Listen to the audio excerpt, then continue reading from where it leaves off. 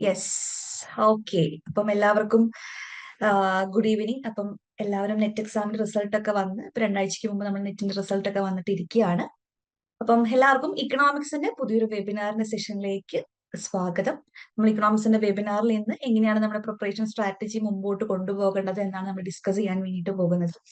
So ഞാൻ എന്നെ തന്നെ ഒന്ന് ഇൻട്രൊഡ്യൂസ് ചെയ്യാം. എന്റെ പേര് ജ്യോതിക തമ്പി എന്നാണ്. ഞാൻ ഐഫറിലെ ഇക്കണോമിക്സിന്റെ കോർഡിനേറ്റർ ആണ്. അപ്പം നമ്മൾ ഇക്കണോമിക്സിന്റെ വെബിനാർ സ്റ്റാർട്ട് ചെയ്യാൻ വേണ്ടിയിട്ട് പോകുകയാണ്. സോ സ്റ്റാർട്ട് ചെയ്യുന്നതിന് മുമ്പായിട്ട് തന്നെ നമ്മൾ എന്തൊരു കാര്യം തുടങ്ങുന്നതിന് തൊട്ട് മുൻപും നല്ല കാര്യങ്ങൾ വെച്ച് സ്റ്റാർട്ട് ചെയ്യണം എന്നാണല്ലോ. സോ നമ്മുടെ ഐഫറിലെ ഇത്തവണ റിസൾട്ട് വന്നപ്പോൾ ഉള്ള റിസൾട്ട് ആണ് നിങ്ങൾക്ക് ഈ സ്ക്രീനിൽ ഇപ്പൊ കാണാൻ വേണ്ടിയിട്ട് പറ്റുന്നത്. നമുക്ക് 64 JRF 561 നെറ്റുമാണ് ഇത്തവണ റിസൾട്ട് വന്നപ്പോൾ കിട്ടിയിട്ടുള്ളത്. 1418 PhD നമുക്ക് കിട്ടിയിട്ടുണ്ട്. സോ നമുക്ക് ഇക്കണോമിക്സിന്റെ വെബിനാറിന്റെ സെഷൻ സ്റ്റാർട്ട് ചെയ്യാം. അപ്പം അതിന് തൊട്ട് മുൻപായിട്ട് ഞാൻ നിങ്ങളുടെ അടുത്ത് ചോദിക്കുകയാണ്, നിങ്ങളിൽ ഇപ്പം നമ്മുടെ മീറ്റിംഗിലുള്ള ആൾക്കാരിൽ നെറ്റ് എക്സാം അറ്റംപ്റ്റ് ചെയ്തവരുണ്ടോ? അല്ലെങ്കിൽ അറ്റംപ്റ്റ് ചെയ്തവരിൽ തന്നെ എത്രാമത്തെ അറ്റംപ്റ്റ് ആണ് നിങ്ങളുടെ? ഒന്ന് ജസ്റ്റ് ചാറ്റ് ബോക്സിൽ പറയുമോ?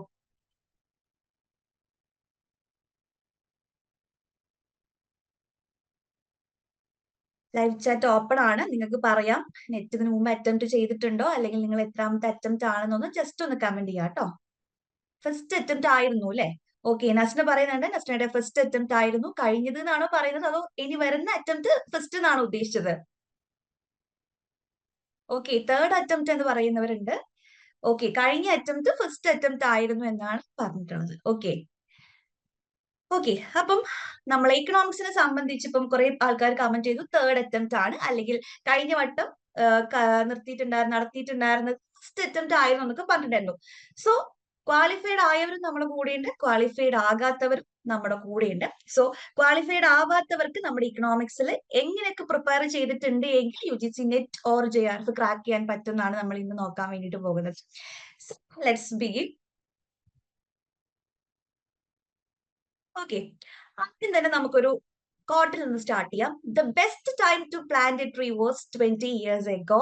The second best time is now. Okay, നമ്മൾ പ്രിപ്പയർ ചെയ്യുന്ന സമയത്ത് നമ്മൾ എല്ലാവരും ചെയ്തുകൊണ്ടിരിക്കുന്ന ഒരു തെറ്റാണ് second best time is now എന്ന് നമ്മൾ പറഞ്ഞിട്ടുണ്ട് എങ്കിലും നമ്മൾ പാസ്റ്റ് ആലോചിച്ചിട്ട് കുറെ വെറീഡ് ആകും. അല്ലെങ്കിൽ മുൻപ് ഞാൻ ഇങ്ങനെയൊക്കെ പ്രിപ്പയർ ചെയ്തിട്ടുണ്ടായിരുന്നു എന്നിട്ടും എനിക്ക് ക്വാളിഫൈഡ് ആകാൻ വേണ്ടിയിട്ട് പറ്റിയില്ല എന്ന് പറഞ്ഞിട്ട് ഒരു സെക്കൻഡ് അറ്റംപ്റ്റിന് വേണ്ടിയിട്ട് മുതിരാത്ത കുറെ ആൾക്കാർ നമ്മൾ ചുറ്റുമുണ്ട്. സോ നമ്മൾ ഈ UGC നെറ്റ് ഓർ JRFനെ സംബന്ധിച്ച് നമ്മൾ പഠിച്ചുകൊണ്ടിരിക്കുന്ന സിലബസ് തന്നെയും പിന്നെയും ഈ പഠിച്ചുകൊണ്ടിരിക്കുക എന്ന് പറയുന്നത് ഇറ്റ് ലിറ്റിൽ ബിറ്റ് ബോറിംഗ്. പക്ഷേ ഒരു സെക്കൻഡ് ബെസ്റ്റ് അറ്റംപ്റ്റ് എടുക്കാനുള്ള സമയമാണ് നമ്മുടെ മുൻപിൽ ഇപ്പൊ ഉള്ളത്. ഏകദേശം ഒരു 2-2.5 മാസത്തോളം സമയം നമ്മുടെ മുമ്പിൽ ഇനിയുമുണ്ട്. സോ ഇനിയും പഠിച്ചു തുടങ്ങാത്ത ആൾക്കാരെ സംബന്ധിച്ച് പഠിച്ചു തുടങ്ങേണ്ട സമയം ആയിട്ടുണ്ട്. ഓക്കെ, ഐഫറിലെ ഇക്കണോമിക്സിന്റെ സ്ട്രാറ്റജീസ് ആണ് ഞാൻ നിങ്ങളുമായിട്ട് ഇന്ന് ഡിസ്കസ് ചെയ്യാൻ വേണ്ടിയിട്ട് വന്നിരിക്കുന്നത്. അപ്പം ഐഫറിലെ സ്റ്റുഡൻസ് അല്ലെങ്കിൽ ഐഫറേറ്റ്സ് എങ്ങനെയാണ് ഇക്കണോമിക്സ് പഠിച്ച് നെറ്റ് ഓർ JRF ക്രാക്ക് ചെയ്തതെന്നുള്ള സ്ട്രാറ്റജിയാണ് നമ്മൾ ഇന്ന് കൂടുതലായിട്ട് ഫോക്കസ് ചെയ്യാൻ വേണ്ടിയിട്ട് പോകുന്നത്. ഓക്കെ, ഈ കൂടുതൽ ഇതുവരെ നെറ്റ് എക്സാം അറ്റംപ്റ്റ് ചെയ്യാത്തവരുണ്ടോ? അതായത് ഫ്രഷർ ആയിട്ട് വന്നിട്ടുള്ള ആൾക്കാർ നമ്മുടെ കൂടെ മീറ്റിംഗിലുണ്ടോ? ഇതുവരെ UGC നെറ്റ് എക്സാം എന്താണ് എന്ന് അറിയാത്ത ആൾക്കാരുണ്ടോ? ജസ്റ്റ് കമന്റ് ചെയ്യാം കേട്ടോ.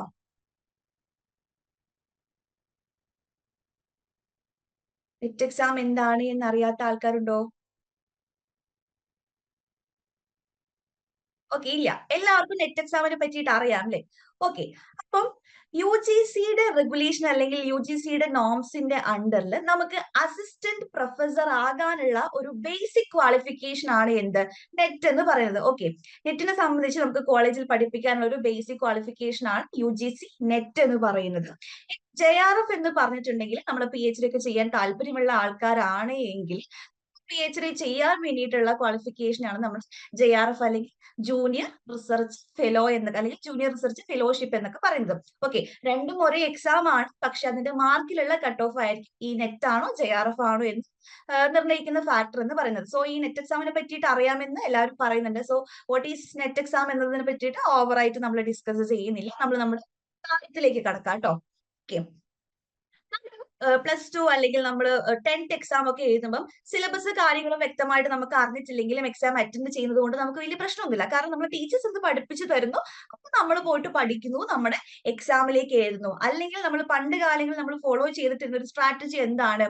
ടീച്ചേഴ്സ് തരുന്ന നോട്ട് നമ്മൾ പഠിക്കുന്നു, അത് ബൈ ഹാർട്ട് പഠിക്കുന്നു, അത് നമ്മൾ പോയിട്ട് അതേപോലെ നമ്മൾ ആൻസർ ഷീറ്റിലേക്ക് പകർത്തുന്നു.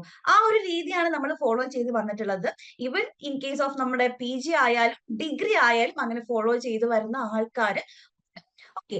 പക്ഷെ നെറ്റ് എക്സാമിനെ സംബന്ധിച്ച് നമുക്ക് സിലബസ് എന്ന് പറയുന്ന കാര്യത്തെ പറ്റിയിട്ട് വ്യക്തമായിട്ടുള്ള ധാരണ ഉണ്ടായിരിക്കണം. ഓക്കെ, സിലബസ് പഠിച്ചു കഴിഞ്ഞിട്ടുണ്ടെങ്കിൽ തന്നെ നമ്മൾക്ക് പകുതി ശതമാനം നമുക്കൊരു ആശ്വാസമാകുമെന്നാണ് നെറ്റിന്റെ കാര്യത്തിൽ പറയാൻ വേണ്ടി പറ്റുക.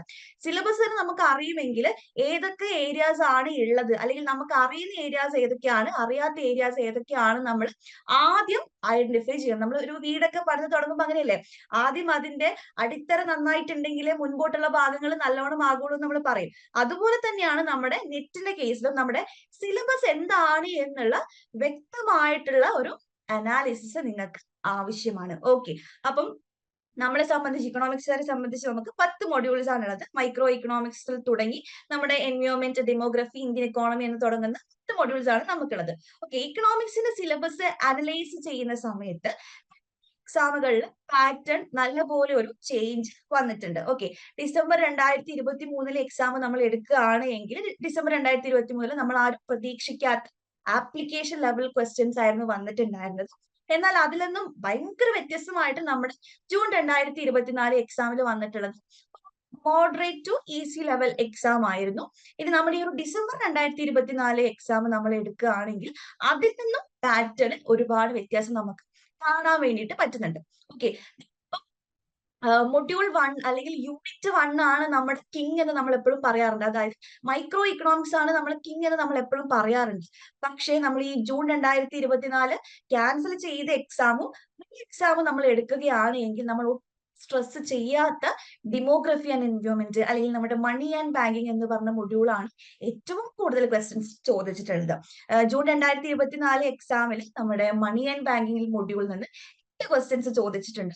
അതേപോലെ നമ്മൾ ഏറ്റവും ഇമ്പോർട്ടൻസ് കൊടുത്തിട്ട് പഠിക്കുന്ന ഒരു ഏരിയ ആയിരുന്നു പണ്ടൊക്കെ ഏറ്റവും കൂടുതൽ റിപ്പീറ്റഡ്ലി ചോദിച്ചുകൊണ്ടിരുന്ന ഏരിയ നമ്മളെ ഗ്രോത്ത് ആൻഡ് ഡെവലപ്മെന്റ് എന്ന് പറഞ്ഞ നമുക്കൊരു മൊഡ്യൂൾ ഉണ്ട്. ഗ്രോത്ത് ആൻഡ് ഡെവലപ്മെന്റിൽ നിന്ന് നമുക്കിപ്പം തിയറി ഓഫ് ഗ്രോത്ത് എന്താണ്, അല്ലെങ്കിൽ നമ്മുടെ ഹെറോഡോമർ മോഡൽ, സോളോ മോഡൽ എന്നൊക്കെ പറഞ്ഞില്ലേ, എൻഡോജീനസ് തിയറി ഓഫ് ഗ്രോത്ത് എന്താണ്, അതൊക്കെ റിപ്പീറ്റഡ്ലി ചോദിച്ച് വന്നതിൽ നിന്ന് വ്യത്യസ്തമായിട്ട് നമ്മുടെ ജൂൺ എക്സാമിൽ, അതായത് ജൂൺ പ്രീ എക്സാമിലാകെ ഒരേ ഒരു ക്വസ്റ്റിനെ ഗ്രോത്ത് ആൻഡ് ഡെവലപ്മെന്റ് വന്നിട്ടുള്ളൂ. സോ സിലബസ് നമുക്ക് അറിഞ്ഞിരിക്കുക എന്നുള്ളത് വളരെ വളരെ ഇമ്പോർട്ടന്റ് ആയിട്ടുള്ള കാര്യമാണ്. ഇനിയും നമ്മുടെ സിലബസ് മനസ്സിലാക്കാത്ത ആൾക്കാർ നമ്മുടെ കൂടെ ഇപ്പൊ ഉണ്ട് എങ്കിൽ നിർബന്ധമായിട്ടും നമ്മുടെ ഇന്നൊരു വെബിനാർ സെഷൻ കഴിഞ്ഞിട്ട് നമ്മുടെ സിലബസ് അനലൈസ് ചെയ്യേണ്ടതായിട്ടുണ്ട്. ഓക്കെ, നമ്മൾ മാത്തമാറ്റിക്കൽ ഇക്കണോമിക്സിന്റെ ഒക്കെ കേസ് എടുക്കുകയാണ് എങ്കിൽ നമ്മൾ എപ്പോഴും പറയും NTA പുറത്തുനിന്നാണ് ക്വസ്റ്റ്യൻസ് ചോദിച്ചിരിക്കുന്നത്, അല്ലെങ്കിൽ ഔട്ട് ഓഫ് സിലബസ് ആണ് എന്ന് പറഞ്ഞിട്ട് നമ്മൾ എപ്പോഴും രക്ഷപ്പെടാറുണ്ട്. പക്ഷേ മാത്തമാറ്റിക്കൽ ഇക്കണോമിക്സിന്റെ കേസിൽ ആ ഒരു സിലബസിൽ ഏറ്റവും അടിയിൽ കിടക്കുന്ന ഒരു ഭാഗമാണ് ഡിഫറൻഷ്യൽ ഇക്വേഷൻ. ഓക്കെ, ഡിഫറൻഷ്യൽ ഇക്വേഷന് ക്വസ്റ്റ്യൻസ് വന്നപ്പോൾ കുറെ പേര് പറഞ്ഞിട്ടുണ്ടായിരുന്നു സിലബസിൽ ഇല്ലാത്ത കാര്യമാണെന്ന്. പക്ഷേ മാത്തമാറ്റിക്കൽ ഇക്കണോമിക്സ് എന്ന് പറഞ്ഞിട്ടുള്ള യൂണിറ്റിന്റെ ഏറ്റവും ലാസ്റ്റ് ഭാഗത്ത് കൊടുത്തിട്ടുള്ള ഒരു കോൺസെപ്റ്റ് ആണ് ഡിഫറൻഷ്യൽ ഇക്വേഷൻ എന്ന് പറഞ്ഞിട്ടുള്ളത്. സിലബസ് അനുസരിച്ച് പഠിച്ച കുട്ടിയാണ് എങ്കിൽ ആ ഒരു ക്വസ്റ്റ്യൻ ഈസി ക്വസ്റ്റ്യൻ ആയിരുന്നു. സിലബസ് അനുസരിച്ച് പഠിച്ച കുട്ടിയാണ് എങ്കിൽ അത് തന്നെ ചെയ്യാൻ പറ്റുന്ന ടൈപ്പ് ഓഫ് ക്വസ്റ്റ്യൻ ആയിരുന്നു. സിലബസ് എല്ലാവരും അറിഞ്ഞിരിക്കുക എന്ന് പറയുന്നത് ഒരു ബേസിക് ആയിട്ടുള്ള കാര്യമാണ്.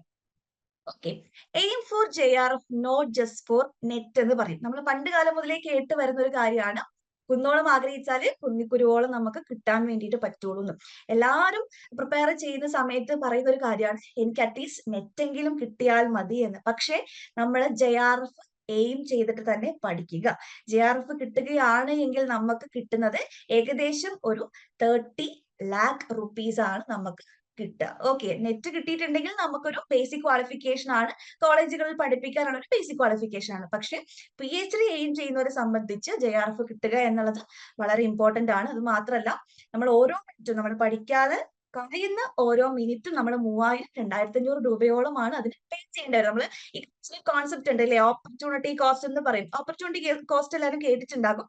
അപ്പം അതുപോലെയാണ് നമ്മൾ പഠിക്കാതെ ഉഴപ്പി നടക്കുന്ന ഓരോ മിനിറ്റും നമ്മൾ നഷ്ടപ്പെടുത്തിക്കൊണ്ടിരിക്കുന്നത് 3000 അല്ലെങ്കിൽ 2000 രൂപയോളമാണ്. സോ എല്ലാവരും പഠിക്കുന്ന സമയത്ത് ജസ്റ്റ് നെറ്റിന് വേണ്ടിയിട്ടല്ലാതെ JRF എയിം ചെയ്തിട്ട് തന്നെ പഠിക്കുക. നമ്മളെ സംബന്ധിച്ച് JRF കിട്ടുക എന്ന് പറയുന്നതും ഒരു വലിയ ബാലികേറ മലയൊന്നും അല്ല. എക്കണോമിക്സുകാർ എപ്പോഴും പറയുന്ന ഒരു കാര്യമാണ് ഇക്കണോമിക്സിൽ JRF കിട്ടുക എന്ന് പറഞ്ഞിട്ടുണ്ടെങ്കിൽ കുറച്ച് ടഫാണ് എന്നുള്ളത്. പക്ഷെ ഇത് അധികം ടഫുള്ള കാര്യമൊന്നുമല്ല. നമ്മൾ ഒന്ന് ഇരുന്ന് പരിശ്രമിച്ചിട്ടുണ്ട് എങ്കിൽ നമുക്ക് JRF കിട്ടാകുന്നതേ ഉള്ളൂ. ഓക്കെ, നമ്മൾ ഇക്കണോമിക്സ് ഇത്തവണ JRF കിട്ടിയിരിക്കുന്ന സ്റ്റുഡൻസ് ഒക്കെ നമ്മളടുത്ത് ആദ്യം പറയുമായിരുന്നു JRF കിട്ടുമോ എന്ന് അറിയില്ല, മീൻസ് അതിൽ കുറെ പഠിക്കാനുണ്ടല്ലോ എന്നൊക്കെ നമ്മളടുത്ത് ഡിസ്കസ് ചെയ്യായിരുന്നു. പക്ഷെ നമ്മുടെ ഐഫറിന്റെ കൂടെ കോൺസ്റ്റന്റ് ആയിട്ട് അവർ നമ്മൾ പറയുന്ന സ്ട്രാറ്റജീസ് ഫോളോ ചെയ്ത് വന്ന് ഇത്തവണ JRF ക്വാളിഫൈ ചെയ്തിട്ടുണ്ട്. ഓക്കെ, ഇനി നമ്മൾ പേപ്പർ 1 ആൻഡ് പേപ്പർ 2 രണ്ട് സെക്ഷൻസ് നമുക്ക് നെറ്റ് എക്സാമിന് പഠിക്കേണ്ടതായിട്ടുണ്ട്. അതിൽ എല്ലാവരും ചെയ്ത് വന്നിരിക്കുന്ന ഒരു പ്രവണത എന്ന് പറയുന്നത് പേപ്പർ 2 വല്ലാണ്ട് പഠിക്കും. ഇക്കണോമിക്സ് ടഫാണ് എന്ന് പറഞ്ഞിട്ട് പേപ്പർ 2 വല്ലാണ്ട് പഠിക്കും, പേപ്പർ 1 അവിടെ മാറ്റിവെക്കും. ഓക്കെ, അപ്പം ഒരു ബാലൻസ്ഡ് അപ്രോച്ച് നമുക്ക് നെറ്റ് എക്സാമിനെ സംബന്ധിച്ച് ആവശ്യമാണ്. ചിലപ്പം ചില സ്റ്റുഡൻസിനെ സംബന്ധിച്ച് അവർക്ക് കുറച്ചും കൂടി ഷൈൻ ചെയ്യാൻ പറ്റുന്ന ഏരിയ എന്ന് പറയുന്നത് പേപ്പർ 1 ആയിരിക്കും. ഓക്കെ, അപ്പൊ പേപ്പർ 1 സ്ട്രോങ് ആയിട്ടുള്ള ആൾക്കാർ എന്താകും, പേപ്പർ 1 മാത്രം പഠിച്ചുകൊണ്ടിരിക്കും, പേപ്പർ 2 അവിടെ ഒഴിവാക്കും. ഓക്കെ, അല്ലെങ്കിൽ പേപ്പർ 1 കുറച്ച് അറിയാം എന്ന് വിചാരിച്ച് നമ്മൾ എന്താക്കും, പേപ്പർ 2 ഭയങ്കരമായിട്ട് ഇമ്പോർട്ടൻസ് കൊടുക്കും. ഓക്കെ, ഈ രണ്ട് കാര്യം നമ്മൾ ചെയ്യുന്നതും തെറ്റാണ്, ഒരു പരിധി വരെ തെറ്റാണ്. കാരണം രണ്ടിനും അതിൻ്റെതായ ഇമ്പോർട്ടൻസ് ഉണ്ട്. ഓക്കെ, പല കുട്ടികളുടെയും നെറ്റ് ഓർ JRF മിസ്സായി പോകുന്നതിലുള്ള ഒരു മെയിൻ ഫാക്ടർ എന്ന് പറയുന്നത് ഇതുപോലുള്ള ഒരു ബാലൻസ്ഡ് അപ്രോച്ച് ഇല്ലായ്മയാണ്. ഓക്കെ, ഒന്നോ രണ്ടോ, അതായത് ഇപ്പം പേപ്പർ 1 കേസ് എടുക്കുകയാണെങ്കിൽ എല്ലാവരും അതിലൊരു ഒന്നോ രണ്ടോ മൊഡ്യൂൾസ് എനിക്കറിയാം എന്നുള്ള രീതിയിൽ എക്സാമിന് വേണ്ടിയിട്ട് പോകും, പേപ്പർ 2 നല്ലപോലെ പഠിക്കും. അല്ലെങ്കിൽ ഇവർ എന്താക്കും, പേപ്പർ 1 എനിക്ക് ഡാറ്റ ഇന്റർപ്രിട്ടേഷൻ അല്ലെങ്കിൽ മാത്തമാറ്റിക്കൽ റീസണിങ് അറിയില്ല എന്ന് പറഞ്ഞിട്ട് പേപ്പർ 1 വളരെ ഗംഭീരമായിട്ട് പഠിക്കും, പേപ്പർ 2 എനിക്ക് പറ്റില്ല എന്ന് പറഞ്ഞിട്ട് പേപ്പർ 2 അവിടെ സ്കിപ്പ് ചെയ്യും. ഓക്കെ, അങ്ങനെ നമ്മൾ ചെയ്യാൻ പാടില്ല. രണ്ടും ഒരേ ത്രാസിൽ തൂക്കിയിട്ടുണ്ടെങ്കിൽ ഒരുപോലെ നിൽക്കണം എന്നാണ് പറയാ. അപ്പം ബാലൻസ്ഡ് അപ്രോച്ച് ആണ് നമുക്ക് പേപ്പർ 1 കേസിൽ പേപ്പർ 2 കേസിൽ വേണ്ടത്. രണ്ടിനും ഒരുപോലെ ഇമ്പോർട്ടൻസ് കൊടുത്തിട്ട് വേണം നമ്മൾ പഠിക്കാൻ വേണ്ടിയിട്ട്. ഇക്കണോമിക്സിനെ സംബന്ധിച്ച് രണ്ടിനും അതിൻ്റെതായ ഇമ്പോർട്ടൻസ്. ഇപ്പൊ നമുക്ക് പേപ്പർ 2 നമ്മൾ പഠിക്കുന്ന സ്റ്റാറ്റിസ്റ്റിക്സിൽ കുറെ കാര്യങ്ങളുണ്ട്, ടെസ്റ്റുകളുണ്ട്, F test, T test, ANOVA, chi square എന്ന് പറഞ്ഞിട്ടുള്ള കുറെ കാര്യങ്ങൾ നമുക്ക് എവിടെ അപ്ലൈ ചെയ്യാം, പേപ്പർ 1 റിസർച്ച് ആപ്റ്റിറ്റ്യൂഡിൽ അപ്ലൈ ചെയ്യാൻ വേണ്ടിയിട്ട് പറ്റും. ഓക്കെ, ഇപ്പൊ റീസെന്റ് നടന്നിട്ടുള്ള എക്സാമുകളിലൊക്കെ ഇക്കണോമിക്സിന്റെ ഷിഫ്റ്റിലെ പേപ്പർ 1 നമ്മൾ അനലൈസ് ചെയ്യുന്ന സമയത്ത് നമുക്ക് മനസ്സിലാക്കാൻ വേണ്ടിയിട്ട് പറ്റുന്നത് നമ്മൾ പഠിച്ചിട്ടുള്ള നമ്മുടെ സ്റ്റാറ്റിസ്റ്റിക്സിലെ ക്വസ്റ്റ്യൻസ് ഒരുപാട് കണ്ടുവരുന്നുണ്ട്. ഓക്കെ, നമ്മുടെ ആ ഒരു നോർമൽ കർവ് ഒക്കെ വെച്ചിട്ട് ഒരുപാട് ക്വസ്റ്റ്യൻസ് ഈ കഴിഞ്ഞ ജൂൺ 2024 ഡിസംബർ 2023 കണ്ടിട്ടുണ്ട്. സോ നമ്മൾ പേപ്പർ 2 പഠിച്ചിട്ടുള്ള കുറെ കാര്യങ്ങൾ നമുക്ക് എവിടെ അപ്ലൈ ചെയ്യാൻ വേണ്ടിയിട്ട് പറ്റണം, പേപ്പർ 1 അപ്ലൈ ചെയ്യാൻ വേണ്ടിയിട്ട് പറ്റണം. സോ പേപ്പർ 1 പേപ്പർ 2 ഒരുപോലെ ഇമ്പോർട്ടൻസ് കൊടുക്കുക എന്നുള്ളതാണ് നമ്മുടെ പ്രിപ്പറേഷനിൽ നെക്സ്റ്റ് ഉള്ള ഒരു ഇമ്പോർട്ടന്റ് ആയിട്ടുള്ള ഫാക്ടർ എന്ന് പറയുന്നത്. ഓക്കെ, കാര്യമാണ് കൺസിസ്റ്റൻസി ഇല്ലായ്മ, അല്ലെങ്കിൽ കൺസിസ്റ്റന്റ് ആയിട്ട് പഠിക്കാൻ പറ്റുന്നില്ല എന്ന് പറയുന്ന ഒരു കൺസേൺ ആണ്. ഓക്കെ, കൺസിസ്റ്റൻസി ഇല്ലായ്മ എന്തുകൊണ്ടാന്ന് വെച്ചിട്ടുണ്ടെങ്കിൽ മുൻപുള്ള സ്ലൈഡിൽ കാണിച്ച പോലെ നമ്മൾ മെയിൻ ആയിട്ട് നമുക്കൊരു ഒബ്ജക്റ്റീവ് അല്ലെങ്കിൽ നമുക്കൊരു ഗോൾ സെറ്റ് ചെയ്യാത്തത് കൊണ്ടാണ്. ഓക്കെ, ഇപ്പം നമ്മളിപ്പം 2 ദിവസം പഠിക്കും. ഇപ്പം ഇന്നത്തെ വെബിനാർ സെഷൻ എൻഡ് ചെയ്യുമ്പോൾ നിങ്ങൾ വിചാരിക്കും ഐഫറിലെ ജ്യോതിക മാം ഇന്ന് പറഞ്ഞു പഠിക്കണം, നാളെ മുതൽ പഠിക്കണം, അല്ലെങ്കിൽ നമുക്ക് JRF കിട്ടും എന്നൊക്കെ മാം പറഞ്ഞു, അതുകൊണ്ട് ഞാൻ നാളെ മുതൽ പഠിക്കും എന്ന് വിചാരിച്ചിട്ട് നാളെ ഒരു ദിവസം നമ്മൾ പഠിക്കും, പിറ്റത്തെ ദിവസം നമ്മൾ ഉഴപ്പും. ഓക്കെ, അങ്ങനെ ഒരിക്കലും നെറ്റ് എക്സാമിന്റെ കാര്യത്തിൽ സംഭവിക്കാൻ പാടില്ല. കൺസിസ്റ്റൻസി എന്ന് പറയുന്ന ഫാക്ടർ വളരെ വളരെ ഇമ്പോർട്ടന്റ് ആണ്. നമ്മളിപ്പം ഒരാളെ സംബന്ധിച്ച് എത്രത്തോളം പഠിക്കാൻ പറ്റും എന്നുള്ളത് എന്താ പറയാ, മനുഷ്യന്മാരാണ്, ഓരോരുത്തരും ഓരോ സാഹചര്യത്തിൽ നിന്ന് വരുന്ന ആൾക്കാരാണ്. നമ്മുടെ കൂടെ സ്റ്റുഡൻസ് ഉണ്ടാകും, മദേഴ്സ് ഉണ്ടാകും, വർക്കിംഗ് ആയിട്ടുള്ള ആൾക്കാരുണ്ടാകും. അപ്പം പഠിക്കാൻ ഓരോരുത്തർക്കും കിട്ടുന്ന സമയം ഓരോ ആൾക്കാരെ ഡിപ്പെൻഡ് ചെയ്തിരിക്കും. പക്ഷെ നമുക്ക് ഓരോരുത്തർക്കും കിട്ടുന്ന ആ ഒരു ടൈം മാക്സിമം യൂസ് ചെയ്യുക എന്നുള്ളതാണ് ഏറ്റവും ഇമ്പോർട്ടന്റ് ആയിട്ടുള്ള കാര്യം. ഒരു ദിവസം മേ ബി 10 മിനിറ്റ് അല്ലെങ്കിൽ ഒരു അരമണിക്കൂർ ആയിക്കോട്ടെ നമുക്ക് കിട്ടുന്നുള്ളൂ. പക്ഷെ ആ ഒരു അരമണിക്കൂർ നമ്മൾ വേസ്റ്റ് ചെയ്യാണ്ട് 2 മെഗാ മോക്ക് ടെസ്റ്റ് ചെയ്യുകയോ 2 ഡെയിലി ടെസ്റ്റ് ചെയ്യുകയോ ഒക്കെ ചെയ്തിട്ടുണ്ടെങ്കിൽ ടെസ്റ്റിൽ വരുന്ന 50 10 ക്വസ്റ്റ്യൻസ് നമുക്ക് അവിടെ ക്യാച്ച് ചെയ്യാൻ വേണ്ടിയിട്ട് പറ്റും. നമ്മൾ ഐഫറിലെ കുട്ടികളടുത്ത് നമ്മൾ പറയുന്ന കാര്യമാണ്, നിങ്ങൾക്ക് ഇപ്പം 5 മിനിറ്റ് കിട്ടുന്നു അല്ലെങ്കിൽ നിങ്ങൾ ട്രാവൽ ചെയ്യുന്ന സമയത്ത് നമ്മൾ ആപ്പിലുള്ള ഡെയിലി ടെസ്റ്റ് അറ്റൻഡ് ചെയ്യുക, അല്ലെങ്കിൽ നമ്മൾ ആപ്പിൽ അവൈലബിൾ ആയിട്ടുള്ള മെഗാ മോക്ക് ടെസ്റ്റ് അറ്റൻഡ് ചെയ്യുക. നമ്മൾ സ്റ്റുഡൻസ് റിസൾട്ട് വന്നിട്ട് നമ്മുടെ അടുത്ത് പറയാറുണ്ട് മിസ് പറഞ്ഞ പോലെ അന്നിപ്പം മദേഴ്സ് ആയിട്ടുള്ള ആൾക്കാർ പറയാറുണ്ട്, ഇപ്പം ഒട്ടും സമയമില്ലാതിരിക്കുന്ന സമയത്ത് ഇതേപോലെ സമയമില്ലാഞ്ഞിട്ടും ടെസ്റ്റ് അറ്റൻഡ് ചെയ്തതാണ് ഞങ്ങളെ റിസൾട്ടിലേക്ക് നയിച്ചത് എന്ന് പറയാറുണ്ട്. സോ അവരെ സംബന്ധിച്ച് അവർക്ക് കിട്ടുന്ന സമയം അത്രയേ ഉള്ളൂ. ആ ഒരു കിട്ടുന്ന സമയം അവർ കൺസിസ്റ്റന്റ് ആയിട്ട് യൂസ് ചെയ്തു. അതാണ് അവരുടെ റിസൾട്ടിലേക്ക് നയിച്ചിട്ടുള്ള മെയിൻ ഫാക്ടർ എന്ന് പറയുന്നത്. ഓക്കെ, നെക്സ്റ്റ്, ചെയ്യുക എന്ന് പറയുന്നത് നെറ്റ് എക്സാമിനെ സംബന്ധിച്ച് ഏറ്റവും ഇമ്പോർട്ടന്റ് ആയിട്ടുള്ള ഫാക്ടർ ആണ്. നിങ്ങളിപ്പോ മനസ്സിൽ ചിന്തിക്കും, കുറെ ക്വസ്റ്റ്യൻസ് നമ്മൾ ചെയ്യുന്നു, അത് നമ്മൾ അപ്പൊ തന്നെ മറന്നു പോകുന്നു, പിന്നെ എന്തിനാണ് ഈ PYQ ചെയ്യുന്നത് എന്ന് നമ്മൾ എല്ലാവരും ചിന്തിക്കും. ഓക്കെ, നോർമലി നമ്മളൊരു ഫസ്റ്റ് ടൈം പ്രിപ്പറേഷൻ ആണ് എങ്കിൽ, അല്ലെങ്കിൽ സെക്കൻഡ് ടൈം പ്രിപ്പറേഷൻ ആണെങ്കിൽ നമ്മൾ ചിന്തിക്കും, എന്തിനാ ഈ ഒരു പ്രീവിയസ് ക്വസ്റ്റ്യൻ ചെയ്തിട്ട്, നമ്മൾ ആ ക്വസ്റ്റ്യൻ ചെയ്യുന്നു പിന്നെ അതവിടെ മറക്കുന്നു. പ്രവണതകൾ പൊതുവിൽ കണ്ടുവരാറുണ്ട്. പക്ഷെ എത്രത്തോളം നിങ്ങൾ പ്രീവിയസ് ക്വസ്റ്റ്യൻസ് ചെയ്യുന്നു, അത്രത്തോളം നിങ്ങൾ നെറ്റ് എക്സാമിന്റെ അടുത്തേക്ക് അല്ലെങ്കിൽ JRFന്റെ അടുത്തേക്ക് നിങ്ങൾ എത്തുന്നു എന്നാണ് മനസ്സിലാക്കേണ്ടത്. പ്രീവിയസ് ക്വസ്റ്റ്യൻ നമ്മൾ ചെയ്യുമ്പോൾ ശ്രദ്ധിക്കേണ്ട ഒരു കാര്യമുണ്ട്. നമ്മളെല്ലാവരും എന്താക്കും, ക്വസ്റ്റ്യൻ വായിക്കുന്നു, അതിന്റെ റൈറ്റ് ആൻസർ ഏതാണ് അത് പഠിക്കുന്നു, അതവിടെ സ്കിപ്പ് ചെയ്യുന്നു. അതാണ് നമ്മൾ നോർമലി ചെയ്യാറ്. പക്ഷെ അതിന്റെ കൂടെ വരുന്ന ബാക്കി റോങ് ആയിട്ടുള്ള ആൻസേഴ്സ് നമ്മൾ അനലൈസ് ചെയ്തിട്ടുണ്ട് എങ്കിൽ അടുത്ത ടേമിൽ ഇതുമായി റിലേറ്റഡ് ആയിട്ട് വരുന്ന ഏതെങ്കിലും ക്വസ്റ്റ്യൻ നമുക്ക് കിട്ടുമ്പോൾ നമുക്ക് ആൻസർ ചെയ്യാൻ വേണ്ടിട്ട് പറ്റും. ഓക്കെ, ഇനി അല്ല, ഈ മനസ്സിലാക്കിയിട്ടുണ്ടെങ്കിൽ നമ്മൾ മേ ബി നമ്മളെ സിലബസിൽ ഒരു ചെറിയ പാർട്ട് അതിലൂടെ കവർ ആയിട്ട് പോകും. അങ്ങനെയാണ് നമ്മൾ പ്രീവിയസ് ക്വസ്റ്റ്യൻ ചെയ്ത് പ്രാക്ടീസ് ചെയ്യേണ്ടത്. ഓക്കെ, അപ്പൊ നമ്മളെ ഐഫറിൽ നമുക്ക് ജൂൺ 2015 മുതൽ ജൂൺ 2024 വരെ എഴുതും കംപ്ലീറ്റ് PYQs നമ്മുടെ ആപ്പിൽ അവൈലബിൾ ആണ്. സോ നമ്മൾ ആ ഒരു PYQs ചെയ്യാൻ വേണ്ടിയിട്ട് കുട്ടികളുടെ അടുത്ത് എപ്പോഴും സ്ട്രെസ് ചെയ്ത് പറയുന്ന കാര്യമാണ്. സോ പ്രീവിയസ് ക്വസ്റ്റ്യൻസ് അറ്റൻഡ് ചെയ്യുക എന്ന് പറയുന്നത് വളരെ വളരെ ഇമ്പോർട്ടന്റ് ആണ്. നമ്മുടെ സക്സസിന്റെ മെയിൻ ആയിട്ടുള്ള ഒരു ഫാക്ടറിൽ അടങ്ങിയിരിക്കുന്നതാണ് പ്രീവിയസ് ഇയർ ക്വസ്റ്റ്യൻ അറ്റംപ്റ്റ് ചെയ്യുക. അത് വെറുതെ അറ്റംപ്റ്റ് ചെയ്ത് ഇങ്ങനെ കളയാതെ അതിന്റെ കൂടെ വരുന്ന റൈറ്റ് പ്ലസ് റോങ് ആയിട്ടുള്ള ആൻസേഴ്സ് കൂടി അനലൈസ് ചെയ്യുക. Okay, knowledge management plan. Okay, കുറെ കാര്യങ്ങൾ നമുക്ക് പറയാൻ വേണ്ടി പറ്റും. കുറെ പേര് കൺസേൺ ആയിട്ട് പറയുന്ന വേറൊരു കാര്യമാണ് പഠിച്ച കാര്യങ്ങളൊന്നും ഓർമ്മയിൽ നിൽക്കുന്നില്ല എന്നത്. ഓക്കെ, മനസ്സിലാക്കേണ്ട മെയിൻ ആയിട്ടുള്ള ഒരു കാര്യമുണ്ട്. എക്സാം എഴുതാൻ വരുന്ന ബാക്കി എല്ലാവരും നമ്മളെ പോലെ തന്നെയുള്ള ആൾക്കാരാണ്, അല്ലെ?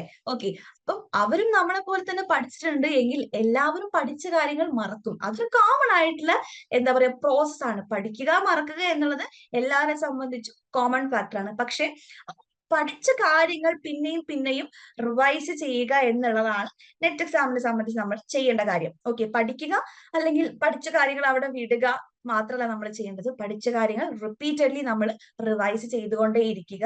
നമ്മൾ ഇക്കണോമിക്സിനെ സംബന്ധിച്ച് ഇപ്പൊ റീസെന്റ് ആയിട്ട് നമുക്ക് കുറെ years chronology, book and authors, നമ്മൾ ഇന്ത്യൻ ഇക്കോണമി റിലേറ്റഡ് ആയിട്ടുള്ള സ്കീംസ് ഒക്കെ കുറെ അധികം ചോദിച്ച് കണ്ടുവരുന്നുണ്ട്. സോ നിങ്ങൾ ഇതൊക്കെ റിവൈസ് ചെയ്തുകൊണ്ടേ ഇരിക്കുക. ഈ ഇയേഴ്സ് ഒക്കെ കാണാപ്പാടം അല്ലെങ്കിൽ ബൈഹാർട്ട് പഠിക്കുക എന്ന് പറയുന്നത് കുറച്ച് ബുദ്ധിമുട്ടുള്ള ടാസ്ക് ആണെന്ന് അറിയാം. എങ്കിലും പഠിച്ച കാര്യങ്ങൾ നമ്മൾ പിന്നെയും പിന്നെയും നമ്മൾ റിപ്പീറ്റഡ്ലി ഒന്നും കൂടി വായിച്ചിട്ടുണ്ടെങ്കിൽ അത് നമ്മുടെ മൈൻഡിലേക്ക് വരും. അല്ലെങ്കിൽ നമ്മളിപ്പം ഐഫറിലെ കുട്ടികൾക്ക് നമ്മൾ പ്രൊവൈഡ് ചെയ്യുന്ന കാര്യമാണ് ഈ ക്രോണോളജി അല്ലെങ്കിൽ നമ്മുടെ ബുക്ക് ആൻഡ് ഓതേഴ്സ് ഒക്കെ പഠിക്കാൻ വേണ്ടി നമ്മൾ ചെറിയ ചെറിയ കോഡുകളൊക്കെ ക്രിയേറ്റ് ചെയ്ത് കൊടുക്കും. സോ നമ്മൾ അങ്ങനെ കോഡുകളൊക്കെ ക്രിയേറ്റ് ചെയ്ത് പഠിച്ചിട്ടുണ്ട് എങ്കിൽ നമ്മൾ പഠിച്ച കാര്യങ്ങൾ മറക്കില്ല. ഒരു പരിധി വരെ മറക്കാതിരിക്കാൻ വേണ്ടിയിട്ട് നമുക്ക് പറ്റും. ഓക്കെ, ആണ് knowledge management plan. What get measured can be managed and what gets managed can be. Okay, പഠിച്ചു കഴിഞ്ഞിട്ടുണ്ട് എന്നുള്ളത് നമുക്ക് അറിയണം. ഓക്കെ, നമ്മളിപ്പോ ഒരാൾ ചോദിക്കുകയാണ് നിങ്ങൾ എത്രത്തോളം പഠിച്ചു കഴിഞ്ഞു, അല്ലെങ്കിൽ നിങ്ങൾ പേപ്പർ 2 നമ്മൾ മൈക്രോ ഇക്കണോമിക്സിലുള്ള ടോപ്പിക്സ് നിങ്ങളുടെ അടുത്ത് പഠിച്ചു കഴിഞ്ഞു എന്ന് ചോദിക്കുകയാണ് എങ്കിൽ നമ്മൾ എത്ര ടോപ്പിക്സ് കവർ ചെയ്തു? 50-ൽ 25 എണ്ണമാണ് ഞാൻ കവർ ചെയ്തത്, അല്ലെങ്കിൽ 50-ൽ 49 എണ്ണവും ഞാൻ കവർ ചെയ്തു, എനിക്കിനി ഒരെണ്ണം കൂടിയേ കവർ ചെയ്യാനുള്ളൂ എന്ന് പറയാനുള്ള കേപ്പബിലിറ്റി നമുക്ക് ഉണ്ടായിരിക്കണം. ഓക്കെ, ഇനി ഞാൻ ഓൾറെഡി പറഞ്ഞു ഈ സിലബസ് ഫുള്ള് വാസ്റ്റ് ആയിട്ട് കിടക്കുന്ന സിലബസ് മുഴുവൻ പഠിച്ചു പോകുക എന്നുള്ളത് ഇക്കണോമിക്സുകാരെ സംബന്ധിച്ച് കുറച്ച് ബുദ്ധിമുട്ടാണ്. കാരണം അത്രത്തോളം ഇക്കണോമിക്സിന്റെ സിലബസിൽ ആഴ്ന്നിറങ്ങി നമുക്ക് ഓരോ കാര്യങ്ങളും പഠിക്കാനുണ്ട്. പക്ഷെ പഠിക്കുന്ന ടോപ്പിക്സ് നിങ്ങൾ എത്രത്തോളം കവർ ചെയ്തു എന്നുള്ളത് നിങ്ങളെ സംബന്ധിച്ച് ഒരു ധാരണ ഉണ്ടായിരിക്കണം. ഓക്കെ, അതാണ് നമ്മൾ എത്രത്തോളം പഠിച്ചു എന്നുള്ളത് നമ്മൾ മെഷർ ചെയ്യുക. അങ്ങനെ നമ്മൾ ചെയ്തിട്ടുണ്ട് എങ്കിൽ നമ്മൾക്ക് അത് മാനേജ് ചെയ്യാൻ പറ്റുന്ന കേപ്പബിലിറ്റി ഇംപ്രൂവ് ചെയ്യുന്നതാണ് പറയുന്നത്. ഓക്കെ, ഇനി റിയലിസ്റ്റിക് ടൈം ടേബിൾ. ഓക്കെ, ഒരു ടൈം ടേബിൾ പ്രിപ്പയർ ചെയ്യുക എന്നുള്ളത് നെറ്റ് എക്സാമിനെ സംബന്ധിച്ച് ഇമ്പോർട്ടന്റ് ആണ്. ഓക്കെ, എല്ലാവരും ടൈം ടേബിൾ ക്രിയേറ്റ് ചെയ്യും. നാളെ രാവിലെ പഠിക്കാം, അല്ലെങ്കിൽ നാളെ മുതൽ എന്റെ പഠനം സ്റ്റാർട്ട് ചെയ്യുകയാണ് എന്ന് പറഞ്ഞ് ടൈം ടേബിൾ എല്ലാവരും പ്രിപ്പയർ ചെയ്യും. നാളെ രാവിലെ നമ്മളിപ്പം 5 മണി മുതലാണ് നമ്മൾ ടൈം ടേബിൾ സ്റ്റാർട്ട് ചെയ്യുന്നത് എങ്കിൽ നമ്മൾ നാളെ എണീക്കാൻ വേണ്ടിയിട്ട് 7 മണിയാകും. ഓക്കെ. അപ്പൊ നമ്മൾ വിചാരിക്കും എന്താണ്? ഓക്കെ, ഇന്ന് ഞാൻ എണീറ്റിട്ടില്ല. സോ നമുക്ക് നാളെ മുതൽ പഠിക്കാം എന്ന് വിചാരിക്കും. ആക്ച്വലി കാണുന്ന ഒരു ടൈം ടേബിളിന്റെ പാറ്റേൺ എന്ന് പറയുന്നത്. അതാണ് അവിടെ ഒരു റെഡിൽ ഹൈലൈറ്റ് ചെയ്തിരിക്കുന്നത്. Realistic time table. ഓക്കെ. നിങ്ങൾ ഏത് സാഹചര്യത്തിൽ കൂടിയാണ് കടന്നു പോകുന്നത് എന്ന് നിങ്ങൾക്ക് മാത്രമേ അറിയുള്ളൂ. നിങ്ങളൊരു സ്റ്റുഡന്റ് ആണോ, അല്ലെങ്കിൽ നിങ്ങളൊരു പാരന്റ് ആണോ, നിങ്ങൾ വർക്ക് ചെയ്യുന്ന ആളാണോ, അല്ലെങ്കിൽ നിങ്ങൾ എത്ര തിരക്കുള്ള ആളാണ് എന്ന് നമുക്ക് മാത്രമേ അറിയുള്ളൂ. ഓക്കെ. അപ്പം നിങ്ങൾക്ക് പറ്റുന്ന ടൈം ടേബിൾ വേണം നമ്മൾ പ്രിപ്പയർ ചെയ്യാൻ വേണ്ടിയിട്ട്. ഫോർ എക്സാമ്പിൾ ചിലരെ സംബന്ധിച്ച് രാവിലെ 10 മണി മുതൽ നൈറ്റ് ഒരു 8 അല്ലെങ്കിൽ 9 വരെ കണ്ടിന്യൂസ് പഠിക്കുന്ന ആൾക്കാരുണ്ടാകാം. പക്ഷേ വർക്ക് ചെയ്യുന്നവരൊക്കെ സംബന്ധിച്ച് അവർക്ക് അവരുടെ എല്ലാ ബിസി ഷെഡ്യൂളിനൊക്കെ ശേഷം മാത്രമേ പഠിക്കാൻ വേണ്ടിയിട്ട് പറ്റുള്ളൂ.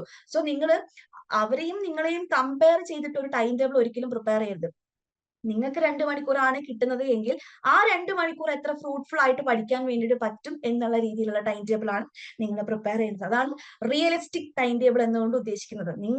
നിങ്ങൾക്ക് ഉതകുന്ന ടൈം ടേബിൾ വേണം പ്രിപ്പയർ ചെയ്യാൻ വേണ്ടിയിട്ട്. ഓക്കെ. അപ്പം ടൈം ടേബിൾ പ്രിപ്പയർ ചെയ്യുക എന്നുള്ളതും നമ്മുടെ എക്സാമിനെ സംബന്ധിച്ച് ഇമ്പോർട്ടന്റ് ആണ്. നമ്മളിപ്പോ ഒരു ടൈം ലിമിറ്റ് വെച്ച് പഠിക്കുകയാണെങ്കിൽ, ഫോർ എക്സാമ്പിൾ നമ്മളിപ്പം ഒരു ഇത്ര ദിവസം കൊണ്ട് നമ്മളെ പേപ്പർ 2 ഇത്ര സെഷൻസ് നമ്മൾ കവർ ചെയ്യും എന്ന് നമ്മൾ വിചാരിച്ചിട്ടുണ്ട് എങ്കിൽ ആ ഒരു ദിവസം ആകുമ്പോഴത്തേക്ക് നമുക്ക് കവർ ചെയ്യാനുള്ള ഒരു ത്വര നമ്മളെ ഉള്ളിൽ തന്നെ സൃഷ്ടിക്കും. ഓക്കെ. അപ്പൊ ആ ദിവസം ആകുമ്പോഴത്തേക്ക് നമ്മൾ ആ ഇന്നൊരു മൊഡ്യൂൾ കംപ്ലീറ്റ് ചെയ്യുന്നു. പിന്നെ നമ്മൾ ടൈം ടേബിൾ പ്രകാരം നമ്മൾ പഠിച്ചു പോകുകയാണ് എങ്കിൽ നമുക്ക് ഓട്ടോമാറ്റിക്കലി ഒരു കൺസിസ്റ്റൻസി വരും.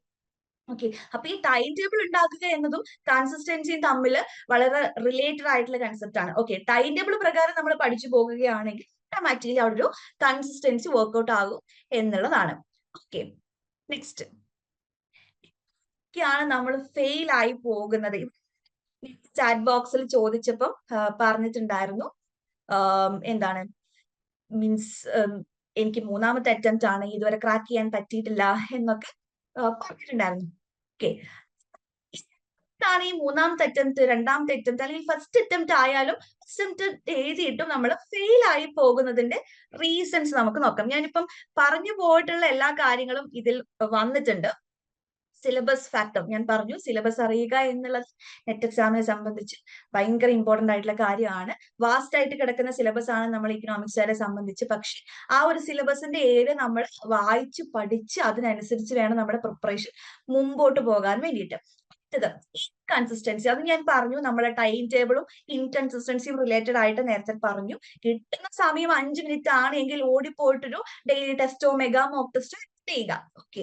ആ ഒരു കിട്ടുന്ന സമയം നമുക്കപ്പം ബെനിഫിറ്റ് ആയിരിക്കും. ഇനി സ്ട്രെസ് ആൻഡ് ആൻസൈറ്റി പറയുന്ന കാര്യമാണ്. ഒരുപാട് പഠിച്ചു, അല്ലെങ്കിൽ എല്ലാ ഏരിയയും ഞാൻ കവർ ചെയ്തു, പക്ഷെ എനിക്ക് സ്ട്രെസ് മാനേജ് ചെയ്യാൻ വേണ്ടിയിട്ട് പറ്റുന്നില്ല. എന്റെ ആൻസൈറ്റി കാരണം ഞാൻ എക്സാമിന് ഫെയിൽ ആകുന്നു. ചെയ്തിട്ടുള്ള ആൾക്കാർ നമ്മുടെ കൂടെ ഉണ്ടോ? ഒന്ന് കമന്റ് ചെയ്തേ. സ്ട്രെസ് മാനേജ് ചെയ്യാൻ പറ്റാത്തത് കൊണ്ട് ഫെയിലിയറിലേക്ക് പോകുന്ന ആൾക്കാർ നമ്മുടെ കൂടെ ഉണ്ടോ? ചാറ്റ് ബോക്സിൽ പറഞ്ഞേ.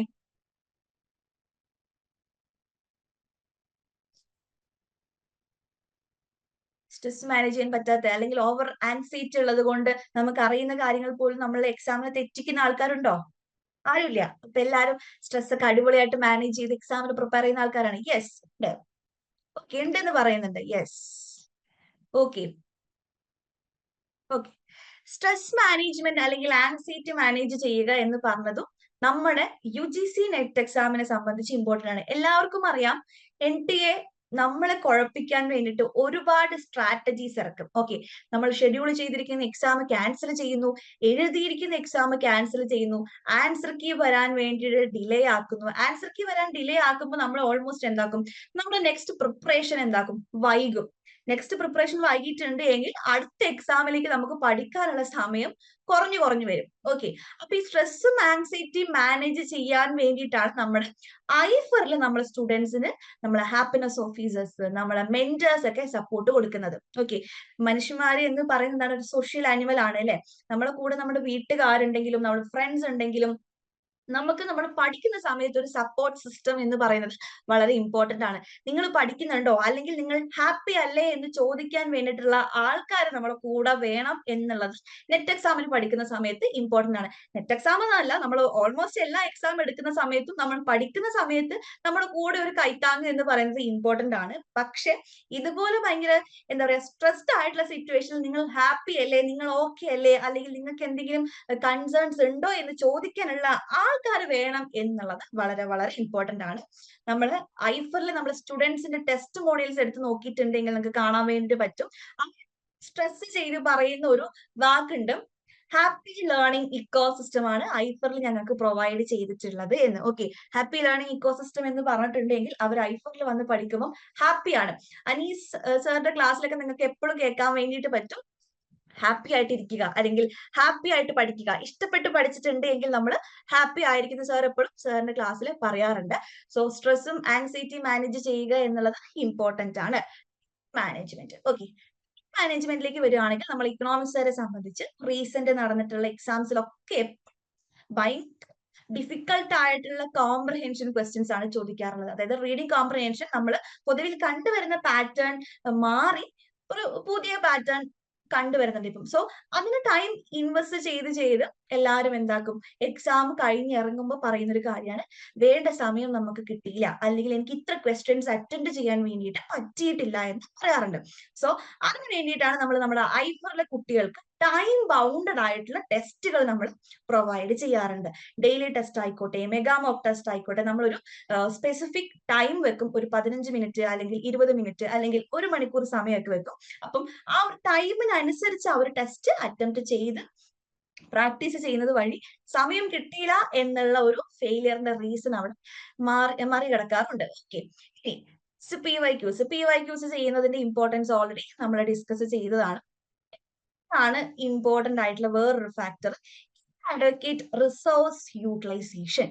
ഓക്കെ, നമുക്ക് വേണ്ട വിധത്തിലുള്ള റിസോഴ്സസ് കിട്ടാതിരിക്കുക എന്നുള്ളതാണ് വേറൊരു ഫെയിലിയറിന്റെ റീസൺ എന്ന് പറയുന്നത്. ഓക്കെ, ഇനി നമ്മളെടുത്ത് ഒരുപാട് റിസോഴ്സസ് ഉണ്ട് എങ്കിൽ നമ്മൾ എന്താക്കും, അവിടുന്ന് ഇവിടുന്നൊക്കെ വാരി വലിച്ച് പഠിച്ചിട്ട് നമുക്ക് ഫുൾ അവസാനം കൺഫ്യൂഷൻ ആകും. ഓക്കെ, അപ്പൊ നമ്മുടെ ഐഫറിലെ സ്റ്റുഡൻസിന് അല്ലെങ്കിൽ നമ്മുടെ ഐഫറേറ്റ്സിന് സ്പെസിഫിക് ആയിട്ടുള്ള സ്റ്റഡി മെറ്റീരിയൽസും അല്ലെങ്കിൽ നമ്മുടെ ആപ്പിലുള്ള വീഡിയോ റെക്കോർഡിങ്സും PPTസും ഒക്കെ അവൈലബിൾ ആണ്. സോ നമ്മൾ ഈ കുറെ യൂട്യൂബ് ചാനൽസ് അല്ലെങ്കിൽ കുറെ സെഷൻസ് കുറെ പേര് എടുക്കുന്നത് കാണുക അല്ലെങ്കിൽ കുറെ മെറ്റീരിയൽസ് വായിക്കുക എന്നതിലുപരി സ്പെസിഫിക് ആയിട്ടുള്ള നമ്മുടെ കണ്ടന്റ്സ് എല്ലാം നല്ല രീതിയിൽ നമുക്ക് മനസ്സിലാകുന്ന ഒരൊറ്റ മെറ്റീരിയൽ ഫോളോ ചെയ്യുക എന്നുള്ളതാണ് ഏറ്റവും ഇമ്പോർട്ടന്റ് ആയിട്ടുള്ള കാര്യം. ഓക്കെ, അപ്പം ഈ ഒരു 6 റീസൺ അല്ലാതെ ഫെയിലിയറിലേക്ക് പോകുന്ന വേറെ എന്തെങ്കിലും റീസൺസ് ഉണ്ടെന്ന് നിങ്ങൾക്ക് തോന്നുന്നുണ്ടോ? തോന്നുന്നുണ്ടെങ്കിൽ പറയാട്ടോ. റീസൺസ് അല്ലാതെ ഫെയിലിയറിലേക്ക് പോകുന്ന വേറെ എന്തെങ്കിലും റീസൺസ് ഉണ്ടോ? ചാറ്റ് ബോക്സിൽ പറയാം നിങ്ങൾക്ക്.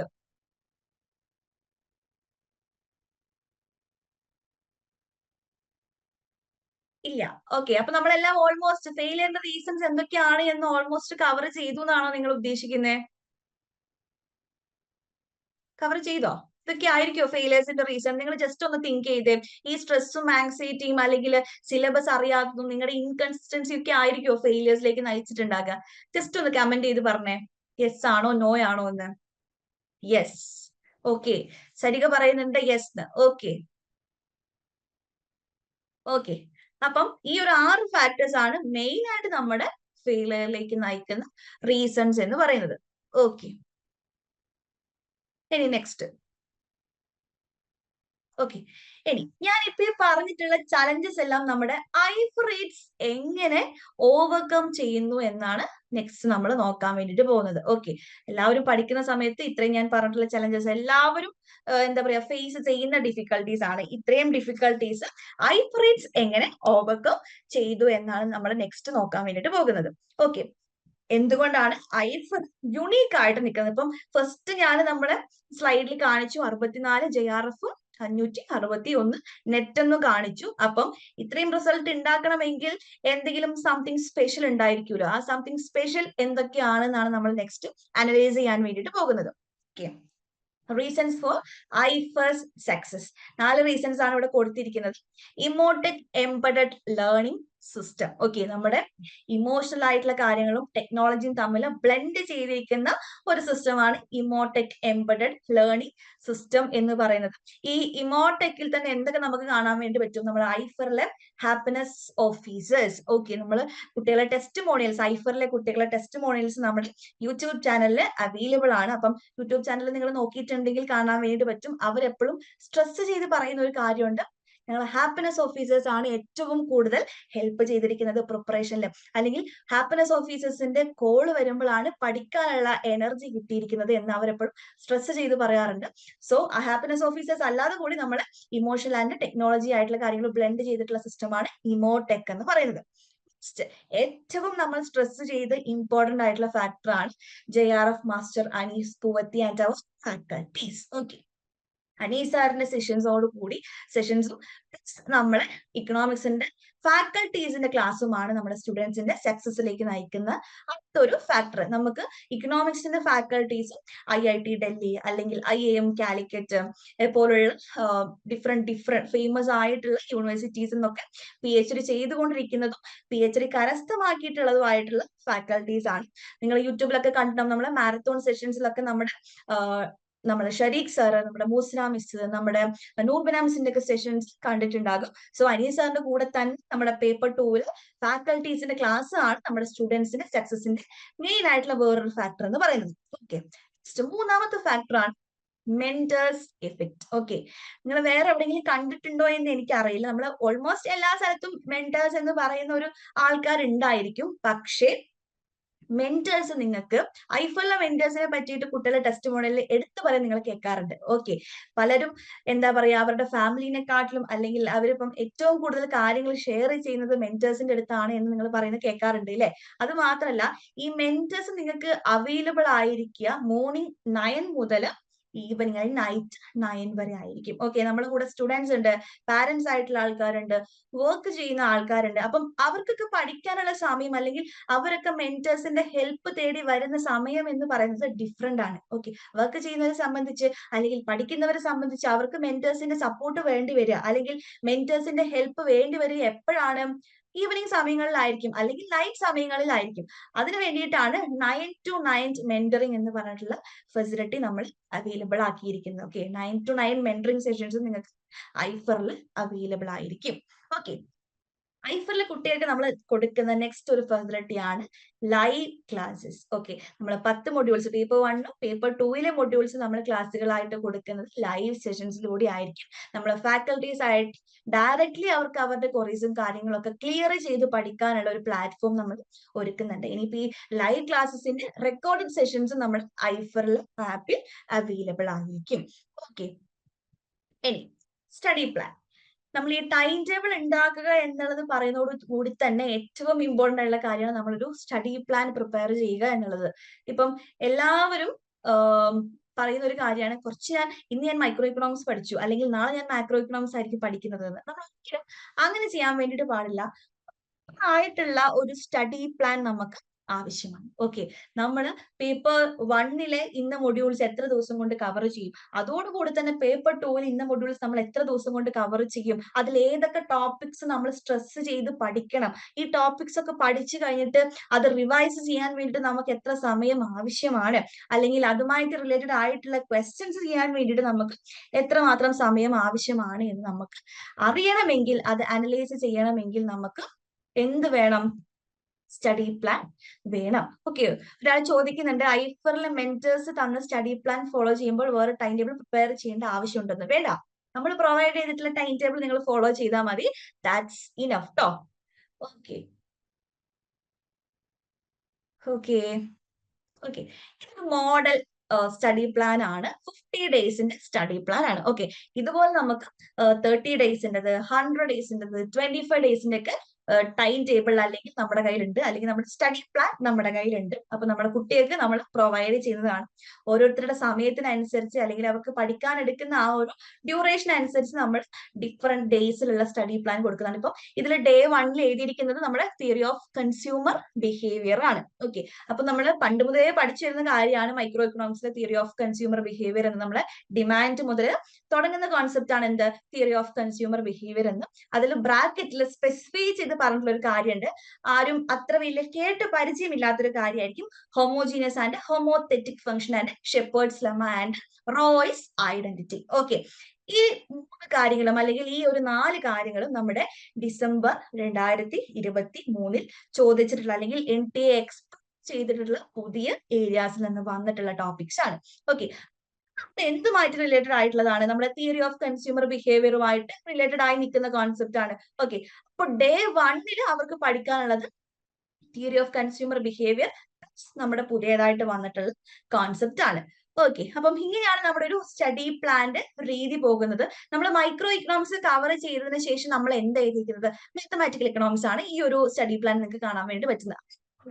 മൈക്രോ ഇക്കണോമിക്സിലെ കൺസെപ്റ്റുകളെ നമ്മൾ മാത്തമാറ്റിക്കലി അപ്ലൈ ചെയ്യുന്നതാണ് എവിടെ? നമ്മുടെ മാത്തമാറ്റിക്കൽ എക്കണോമിക്സ്. ഓക്കെ, അപ്പൊ മൈക്രോയിലെ ബേസ് നമുക്ക് ക്ലിയർ ആണ് എങ്കിൽ നമുക്ക് എവിടെ ഷൈൻ ചെയ്യാൻ വേണ്ടി പറ്റും? മാത്തമാറ്റിക്കൽ എക്കണോമിക്സിൽ ഷൈൻ ചെയ്യാൻ വേണ്ടിയിട്ട് പറ്റും. ഓക്കെ, ഈ കൺസ്യൂമർ സർപ്ലസ്, പ്രൊഡ്യൂസർ സർപ്ലസ് പോലുള്ള കാര്യങ്ങൾ നമ്മൾ എവിടെ പഠിക്കുന്നുണ്ട്? മൈക്രോ ഇക്കണോമിക്സിൽ തിയറി ആയിട്ട് പഠിക്കുന്നുണ്ട്. ഓക്കെ, അപ്പൊ മോഡൽ ടൈം ടേബിൾ ഇത് 50 ഡേന്റെ ആണ്. ഇതേപോലെ നമുക്ക് 100 ഡേന്റെ 30 ഡേ 20 ഡേയ്സിന്റെ ഒക്കെ നമുക്ക് സ്റ്റഡി പ്ലാൻസ് അവൈലബിൾ ആണ്. Okay okay, latest PYQs e-book and comprehensive study material for all units നമ്മൾ ഐഫൽ കുട്ടികൾക്ക് പ്രൊവൈഡ് ചെയ്യുന്ന അടുത്തൊരു ഫെസിലിറ്റി ആണെങ്കിൽ അവരുടെ സക്സസിന്റെ വേറൊരു ഫാക്ടർ ആണ് PYQ അടങ്ങിയിട്ടുള്ള ഈ ബുക്കുകളും കോംപ്രഹെൻസീവ് ആയിട്ടുള്ള സ്റ്റഡി മെറ്റീരിയൽസ്. ഓക്കെ, ഐഫറിന്റെ വെബ്സൈറ്റിലൊക്കെ കയറിയിട്ടുണ്ട് എങ്കിൽ എന്താണ് നിങ്ങളുടെ നമ്മുടെ വെബ്സൈറ്റിൽ കയറിയിട്ടുണ്ടെങ്കിൽ ലേറ്റസ്റ്റ് ആയിട്ടുള്ള ഇ ബുക്ക് നിങ്ങൾക്ക് അവൈലബിൾ ആയിരിക്കും. ആ ഇ ബുക്കിൽ നമ്മൾ ജൂൺ 2015 മുതൽ ജൂൺ 2024 വരെയുള്ള പ്രീവിയസ് ക്വസ്റ്റ്യൻ വിത്ത് അതിന്റെ ഓപ്ഷൻസ് ആൻസർ കീസ് അവൈലബിൾ ആണ്. കൂടാതെ നമ്മുടെ ഐഫറിലെ കുട്ടികൾക്ക് നമ്മൾ കോംപ്രഹെൻസീവ് ആയിട്ട് സ്റ്റഡി മെറ്റീരിയൽ എല്ലാ യൂണിറ്റ്സും നമ്മൾ പേപ്പർ 1 പേപ്പർ 2 നമ്മൾ സിലബസ് കവർ ചെയ്യുന്ന രൂപത്തിൽ, എന്നാൽ നമ്മുടെ പുതിയതായിട്ടുള്ള എല്ലാം അപ്ഡേറ്റഡ് ആയിട്ടുള്ള കണ്ടന്റ്സ് അടങ്ങിയിട്ടുള്ള കോംപ്രഹെൻസീവ് ആയിട്ടുള്ള സ്റ്റഡി മെറ്റീരിയൽസ് ആണ് പ്രൊവൈഡ് ചെയ്യുന്നത്. ഓക്കെ, അപ്പം ഇൻ കേസ് നമുക്ക് ഇപ്പൊ PYQs ഇ ബുക്ക് ആണ് നമ്മൾ വർക്ക്ഔട്ട് ചെയ്യുന്നതെങ്കിൽ നമ്മൾ എന്ത് ചെയ്യുക? നമ്മൾ സ്വന്തമായിട്ട് എക്സ്പ്ലനേഷൻ ഉണ്ടാക്കിയിട്ട് പഠിക്കുക. ആ ഒരു ക്വസ്റ്റ്യൻ അല്ലെങ്കിൽ ആ ഒരു ക്വസ്റ്റ്യന്റെ 4 ഓപ്ഷൻസ് നമ്മൾ സ്വന്തമായിട്ട് പ്രിപ്പയർ ചെയ്തിട്ടുണ്ടെങ്കിൽ നമുക്ക് ആ ഒരു കൺസെപ്റ്റ് ക്ലിയർ ആയിരിക്കും. ഓക്കെ, നെക്സ്റ്റ് നമ്മൾ ഐഫിലെ daily test, weekly mega mock test, monthly mega mock test. ഇപ്പൊ ഞാൻ ആദ്യം പറഞ്ഞു PYQs ചെയ്യുന്ന ഇമ്പോർട്ടൻസ് ഓൾറെഡി ഞാൻ പറഞ്ഞിട്ടുണ്ടായിരുന്നു. അതായത് എത്രത്തോളം നമ്മൾ ക്വസ്റ്റ്യൻസ് പ്രാക്ടീസ് ചെയ്യുന്നു അത്രത്തോളം നമ്മളെ നെറ്റ്വർക്ക് JRF എന്ന് പറഞ്ഞിട്ടുള്ള എയിമിലേക്ക് നമ്മൾ അടുക്കുന്നു, അല്ലെങ്കിൽ അതിലേക്കുള്ള ദൂരം കുറഞ്ഞു വരുന്നു എന്നാണ് പറയുന്നത്. ഐഫിലുള്ള ഫീച്ചർ ആണ് നമ്മൾ ഈ ഡെയിലി ടെസ്റ്റും weekly mega mock test, monthly mega mock test എന്ന് പറയുന്നത്. ഡെയിലി ടെസ്റ്റ് ദിവസവും ആ ഒരു എക്സാമിന് കയറുന്ന ആ ഒരു ദിവസം വരെ നമ്മൾ പ്രൊവൈഡ് ചെയ്യുന്ന ടെസ്റ്റ് ആണ് ഡെയിലി ടെസ്റ്റ് എന്ന് പറയുന്നത്. വീക്ക്ലി മെഗാ മോക്ക് ടെസ്റ്റ് നമ്മൾ ഒരു വീക്ക് എൻഡിൽ, അതായത് സാറ്റർഡേ ഒക്കെ ആയിരിക്കും അവർക്ക് അവൈലബിൾ ആയിരിക്കും. മന്ത്ലി ടെസ്റ്റ് എന്ന് പറഞ്ഞിട്ടുണ്ട് എങ്കിൽ എല്ലാ മാസവും ഉള്ള സൺഡേയിൽ അവൈലബിൾ ആകുന്ന ടെസ്റ്റ് ആണ് മന്ത്ലി മോഡൽ എക്സാം അല്ലെങ്കിൽ മെഗാ മോക്ക് ടെസ്റ്റ് എന്നൊക്കെ പറയുന്നത്. Okay, next research fellowship ARF exam എന്ന് പറയും. നിങ്ങളിപ്പോ JRF എന്ന് പറഞ്ഞിട്ടുള്ള ടേം കേട്ടിട്ടുണ്ടാകും. അതേപോലെയുള്ളൊരു എക്സാം ആണ് എന്ത്? ഐഫർ റിസർച്ച് ഫെലോഷിപ്പ് എന്ന് പറയുന്നത്. ഐഫർ റിസർച്ച് ഫെലോഷിപ്പ് എന്ന് പറഞ്ഞിട്ടുണ്ട് എങ്കിൽ UGC നെറ്റ് എക്സാം എങ്ങനെ കണ്ടക്ട് ചെയ്യുന്നോ അതേ രൂപത്തിൽ നമ്മൾ ഐഫറിലുള്ള കുട്ടികൾക്ക് കണ്ടക്ട് ചെയ്യുന്ന എക്സാം ആണ് ഐഫർ റിസർച്ച് ഫെലോഷിപ്പ് എന്ന് പറയുന്നത്. നമ്മൾ മെന്റേഴ്സ് തന്നെയാണ് ക്വസ്റ്റ്യൻസ് പ്രിപ്പയർ ചെയ്യുന്നത്, പക്ഷേ UGCയുടെ ക്വസ്റ്റ്യനുമായിട്ട് വളരെ റിലേറ്റഡ് ആയിട്ടുള്ള ക്വസ്റ്റ്യൻ ആയിരിക്കും ARF എക്സാമിൽ നമ്മൾ പ്രൊവൈഡ് ചെയ്യുന്നുണ്ടാകുക. നമ്മളെ ഇക്കണോമിക്സ് സബ്ജക്റ്റിൽ ഏറ്റവും ടോപ്പ് വരുന്ന കുട്ടിക്ക് നമ്മൾ അവർ PhD ചെയ്യുന്ന സമയത്ത് ഫെലോഷിപ്പ് എമൗണ്ട് ആയിട്ട് നമ്മൾ ഒരു ഫെലോഷിപ്പ് കൊടുക്കുന്നുണ്ട്. അതുകൊണ്ടാണ് ഐഫർ റിസർച്ച് ഫെലോഷിപ്പ് എന്ന ഫെലോഷിപ്പ് എമൗണ്ട് ഉണ്ട്. അവർ PhD ചെയ്യുന്ന സമയത്ത് തുക അവർക്ക് കൊടുക്കുന്നതുകൊണ്ടാണ് ഫെലോഷിപ്പ്, ഐഫർ റിസർച്ച് ഫെലോഷിപ്പ് എന്ന് പറയാനുള്ള കാരണം. നമ്മൾ ഇക്കണോമിക്സിൽ മാത്രമല്ല, നമ്മുടെ ഐഫറിലുള്ള ബാക്കി എല്ലാ സബ്ജക്റ്റിലും ARF എക്സാമിൽ ഏറ്റവും ടോപ്പ് വരുന്ന, അതായത് റാങ്ക് 1 വരുന്ന സ്റ്റുഡന്റിന് നമ്മൾ ഈ ഒരു ഫെലോഷിപ്പ് എമൗണ്ട് പ്രൊവൈഡ് ചെയ്യുന്നുണ്ട്. ഓക്കെ, അടുത്തത് ഇപ്പം സ്റ്റുഡന്റ് ഗ്രോത്ത് റിപ്പോർട്ട്. അപ്പം മനസ്സിലാക്കണം നമ്മൾ എത്രത്തോളം സെഷൻസ് കവർ ചെയ്തു, നമ്മൾ ലൈവ് എത്ര അറ്റൻഡ് ചെയ്തു, അല്ലെങ്കിൽ 100 ടെസ്റ്റിൽ നമ്മൾ എത്രത്തോളം ടെസ്റ്റുകൾ നമ്മൾ അറ്റൻഡ് ചെയ്തു എന്നൊക്കെ നമുക്ക് അറിയണം എന്ന് വിചാരിക്കാം. ഫെസിലിറ്റിയും എവിടെയുണ്ട്? നമ്മുടെ ഐഫറിന്റെ ആപ്പിലുണ്ട്. സ്റ്റുഡന്റ് ഗ്രോത്ത് റിപ്പോർട്ട് എന്ന് പറഞ്ഞിട്ട് നമുക്കൊരു റിപ്പോർട്ട് ഉണ്ട്. അതിൽ നമുക്കിപ്പോ വീഡിയോ ലെസൺസ് എത്രത്തോളം നമ്മൾ കംപ്ലീറ്റ് ചെയ്തു, ടെസ്റ്റ് ഇപ്പൊ 100 ടെസ്റ്റ് ഉണ്ട്, അതിൽ എത്രത്തോളം ടെസ്റ്റ് അറ്റൻഡ് ചെയ്തു, അങ്ങനെ ടോട്ടൽ നമ്മളെ കോഴ്സിന്റെ കംപ്ലീഷൻ നമുക്ക് ഇവിടെ അവൈലബിൾ ആയിരിക്കും. ഓക്കെ, നിങ്ങൾക്ക് ഇപ്പോൾ ഇവിടെ കാണാൻ വേണ്ടിയിട്ട് പറ്റും. Total course completion, video completion, test completion ഒക്കെ ഇവിടെ കാണാൻ വേണ്ടിയിട്ട് പറ്റും. ഓക്കെ, ഇനി ഇപ്പം നമ്മൾ ഇക്കണോമിക്സിൽ ഓരോ സബ്ജക്ട്സ് എടുക്കുകയാണെന്ന് വിചാരിക്കുക. നമ്മൾ ഇക്കണോമിക്സിൽ ഇപ്പം മാത്തമാറ്റിക്കൽ ഇക്കണോമിക്സിൽ നിങ്ങൾ ഇത്ര കംപ്ലീറ്റ് ചെയ്തു, ഇപ്പം മൈക്രോ ഇക്കണോമിക്സ് 36 സെഷൻ നിങ്ങൾ 5 സെഷൻസ് കംപ്ലീറ്റ് ചെയ്തു. ലെസൺസിന്റെ ക്ലാസ്സസിന്റെ ഒരു അനലിറ്റിക്സ് ആണ് ഇവിടെ കാണാൻ വേണ്ടിയിട്ട് പറ്റുന്നത്. അടുത്തത് മെഗാ മോക്ക് ടെസ്റ്റ്. ഞാൻ പറഞ്ഞു നമുക്ക് മന്ത്ലി മോഡൽ എക്സാം ഉണ്ട്, വീക്ക്ലി മെഗാ മോക്ക് ടെസ്റ്റ് ഉണ്ട്. അതിൽ ഓരോ മെഗാ മോക്ക് ടെസ്റ്റും നിങ്ങൾ അറ്റൻഡ് ചെയ്തിട്ടുണ്ടോ എന്നുള്ള അനലിറ്റിക്സ് ആണ് നമുക്ക് ഇവിടെ കാണാൻ വേണ്ടിയിട്ട് പറ്റുന്നത്. നിങ്ങളുടെ സ്കോറും നിങ്ങൾക്ക് ഇവിടെ കാണാൻ വേണ്ടിയിട്ട് പറ്റും. ഓക്കെ, ഇനി നെക്സ്റ്റ് നമ്മൾ പ്രീവിയസ് ഇയർ ക്വസ്റ്റ്യൻസിന്റെയും ഇതേപോലെ അനലിറ്റിക്സ് നമുക്ക് അവൈലബിൾ ആയിരിക്കും.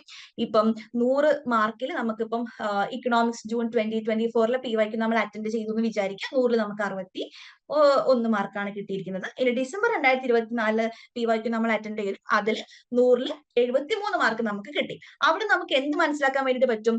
നമുക്ക് ഗ്രോത്ത് ഉണ്ട് എന്ന് മനസ്സിലാക്കാൻ വേണ്ടിയിട്ട് പറ്റും. ഓക്കെ, 61 മാർക്കിൽ നമ്മൾ എത്ര മാർക്കിലേക്ക് ചാടി? 73 മാർക്കിലേക്ക് എത്തിയിരിക്കുന്നു.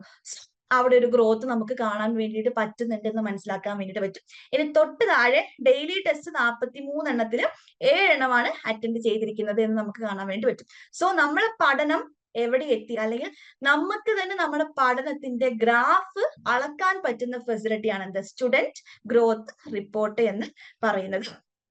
ഓക്കെ, ഇനി ഇപ്പം എല്ലാ യൂണിറ്റ്സും ഉണ്ട്. എല്ലാ യൂണിറ്റ്സും നമ്മൾ എന്ത് പ്രൊവൈഡ് ചെയ്യുന്നുണ്ട്? Categorised previous year questions provide ചെയ്യുന്നുണ്ട്. അതായത് ഫോർ എക്സാമ്പിൾ നമുക്ക് 10 മൊഡ്യൂൾസ് ഉണ്ട്, 10 മൊഡ്യൂൾസിലും വന്നിട്ടുള്ള PYQs ഓരോ മൊഡ്യൂൾ വൈസ് നമ്മൾ കാറ്റഗറൈസ്ഡ് പ്രീവിയസ് ഇയർ ക്വസ്റ്റ്യൻ ആയിട്ട് നമ്മുടെ ആപ്പിൽ പ്രൊവൈഡ് ചെയ്യുന്നുണ്ട്. നമ്മൾ അറ്റൻഡ് ചെയ്തു എന്നുള്ളത് കാണിക്കുന്നതാണ് എന്ത്? ഈ ഒരു അനലിറ്റിക്സ് അല്ലെങ്കിൽ ഈ ഒരു ഗ്രാഫിൽ നമുക്ക് കാണാൻ വേണ്ടിയിട്ട് പറ്റുന്നത്. ഇപ്പം എൻവയോൺമെന്റൽ ഇക്കണോമിക്സ് എത്ര അറ്റൻഡ് ചെയ്തു, അല്ലെങ്കിൽ പബ്ലിക് ഇക്കണോമിക്സ് എത്ര അറ്റൻഡ് ചെയ്തു എന്ന് നമുക്ക് ഇവിടെ കാണാൻ വേണ്ടിയിട്ട് പറ്റും. ഓക്കെ, അടുത്തത് ഐഫറിലെ ദ മോസ്റ്റ് ഇമ്പോർട്ടന്റ് ഫീച്ചർ, അല്ലെങ്കിൽ ഐഫറിലെ ആക്ടിവിറ്റി ഗ്രൂപ്പ് ആണ് എന്റെ വിജയത്തിലേക്ക് നയിച്ചത് എന്നൊക്കെ പറഞ്ഞിട്ട് ചില കോഡ്സ് നിങ്ങൾ ഇത്തവണ കണ്ടിട്ടുണ്ടാകും. ഏറ്റവും സ്പെഷ്യൽ ആയിട്ടുള്ള കാര്യമാണ് ഐഫറിലെ ആക്ടിവിറ്റി ഗ്രൂപ്പ് എന്ന് പറയുന്നത്. ഇത് തികച്ചും നമ്മളൊരു ഒഫീഷ്യൽ ഗ്രൂപ്പ് ആണെങ്കിൽ കൂടി സ്റ്റുഡൻസ് അങ്ങോട്ടും ഇങ്ങോട്ടും ഡിസ്കസ് ചെയ്ത് പഠിക്കുന്ന ഒരു ഗ്രൂപ്പാണ് ഇത് നമ്മുടെ ഐഫറിലെ ആക്ടിവിറ്റി ഗ്രൂപ്പ് എന്ന് പറയുന്നത്. ആക്ടിവിറ്റി ഗ്രൂപ്പിൽ നമ്മൾ ചെറിയ ചെറിയ ടാസ്കുകൾ കൊടുക്കും, അത് സ്റ്റുഡൻസ് അന്ന് തന്നെ ചെയ്തിട്ട് നമ്മുടെ ഗ്രൂപ്പിലേക്ക് ഷെയർ ചെയ്യും. ഇപ്പം ഫോർ എക്സാമ്പിൾ മാത്സിലെ ചില പ്രോബ്ലംസ് ആയിരിക്കും നമ്മൾ സോൾവ് ചെയ്യാൻ വേണ്ടിയിട്ട് കൊടുക്കുന്നത്, അല്ലെ ചില ട്രിക്കി ആയിട്ടുള്ള ക്രോണോളജീസ് ആയിരിക്കും കൊടുക്കുന്നുണ്ടാകുക, അല്ലെങ്കിൽ നമ്മളിപ്പം 1 തിങ്ക് 1 ഡേ എന്ന് പറഞ്ഞിട്ടുള്ള കുറച്ച് ആക്ടിവിറ്റീസ് ഫോളോ ചെയ്യുന്നുണ്ട്, അല്ലെങ്കിൽ ലെറ്റർ ചലഞ്ച്, മൈൻഡ് മാപ്പിംഗ് പോലുള്ള കുറച്ച് ട്രിക്കി ആയിട്ടുള്ള കാര്യങ്ങൾ ആക്ടിവിറ്റി ഗ്രൂപ്പിൽ നമ്മൾ ചെയ്യും. ആക്ടിവിറ്റി ഗ്രൂപ്പിലുള്ള കാര്യങ്ങൾ മാത്രം പഠിച്ച്, അല്ലെങ്കിൽ ആ ആക്ടിവിറ്റി ഗ്രൂപ്പിൽ ഏറ്റവും കൂടുതൽ ആക്റ്റീവ് ആയിട്ട് നിന്നിട്ടുള്ള കുട്ടികളാണ് നമ്മുടെ നെറ്റിലേക്കും JRF എത്തിയിട്ടുള്ളത്. ഈ ആക്ടിവിറ്റി ഗ്രൂപ്പിൽ വരുന്ന കാര്യങ്ങൾ നമുക്കിപ്പോൾ അറിയാം. നമ്മൾ ഇക്കണോമിക്സുകാരെ സംബന്ധിച്ച് ഇക്കണോമിക് സർവേ, ബജറ്റ്, NFHS ഒക്കെ പോലുള്ള ഒരുപാട് കാര്യങ്ങൾ ഡാറ്റാസ് പഠിക്കാൻ വേണ്ടിയിട്ടുണ്ട്.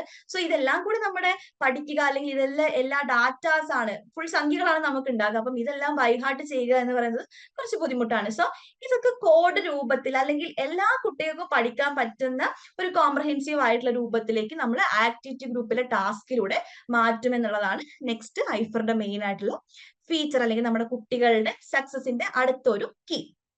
ഇനി JRF ക്ലബ് സെഷൻസ് നിങ്ങൾ എല്ലായിടത്തും കണ്ടിട്ടുണ്ടാകും. JRF ക്ലബ് സെഷൻസ് ഐഫറിലെ കുട്ടികൾ JRF ക്ലബ് സെഷൻസ് എന്നും മുടങ്ങാതെ അറ്റൻഡ് ചെയ്യുന്ന കുട്ടികളാണ്. ഇപ്പൊ 5am JRF ക്ലബ് ഡീൽ ചെയ്യുന്നത് നമ്മുടെ അനീസാറാണ്. നമ്മുടെ ഇക്കണോമിക്സിന്റെ JRF ക്ലബ് നമ്മുടെ ഫാക്കൽറ്റീസ് ഞാനും ഡീൽ ചെയ്യാറുണ്ട്.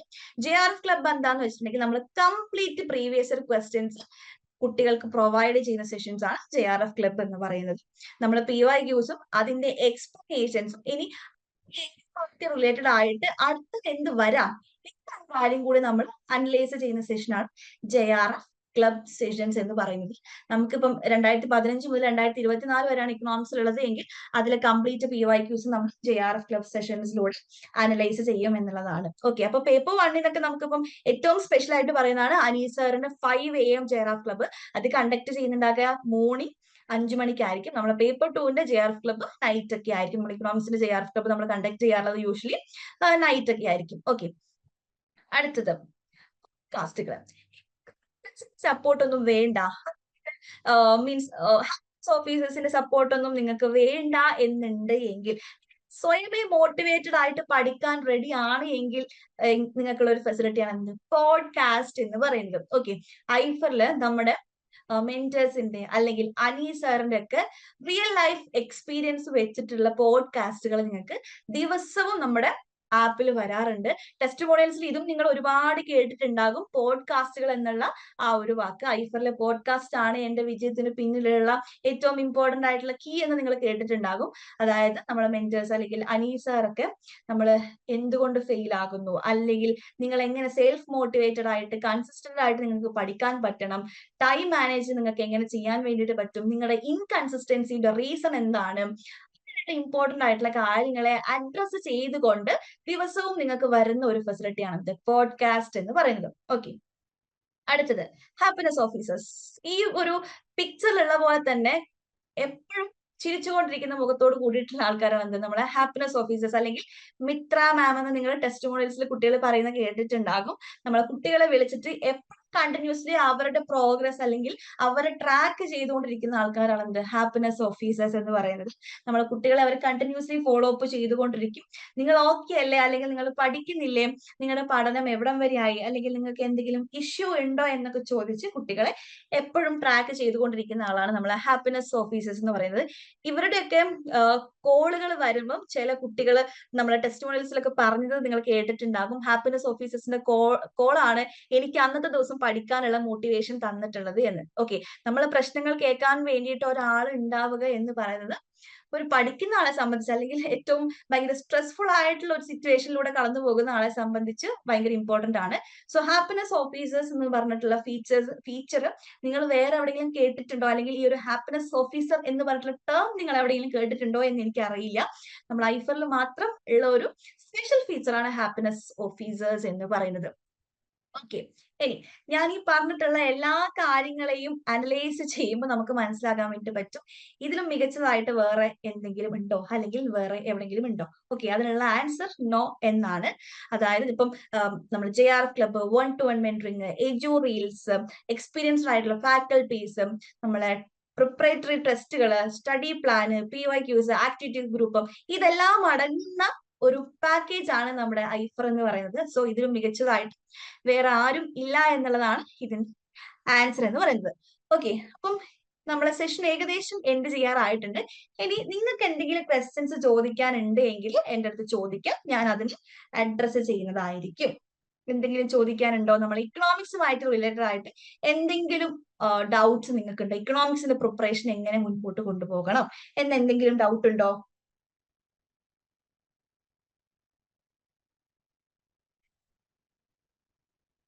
ആർക്കും ഒരു ഡൗട്ടും ഇല്ല, എക്കണോമിക്സ് എല്ലാവർക്കും സെറ്റ് ആണ്.